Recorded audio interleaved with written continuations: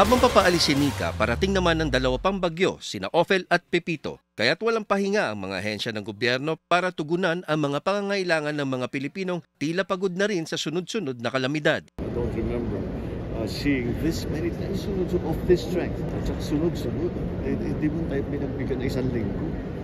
Si Pangulong Bongbong Marcos mismo, mahigpit na binabantayan ng mga bagyo. Aminado siyang maaantala ang pagkukumpuni ng mga nasirang paaralan at mga gusali sa ilang mga lalawigan sa Luzon.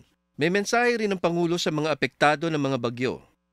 It becomes a little complicated because when generally speaking, pagka magkakaroon tayo ng bagyo, sabihin ito yung nasira, ito yung kailangan gawin, ayusin natin muna naman yan. Ngayon, sinasabi natin, mag-isip-isip tayo kasi kung aayusin natin, tapos sisirain na naman ang susunod na bagyo, sayang na yung ating ginawa. Pero yung mga tao, kailangan na may kuryente, kailangan na may food supply, kailangan na may tubig, kailangan na ayusin ang kanilang bahay. Giit niya, hindi titigil ang kanyang administrasyon hanggat hindi nakakabangong muli ang mga pinadapa ng sunod-sunod na bagyo. Para sa Agenda, Eugene Adalia, BNC.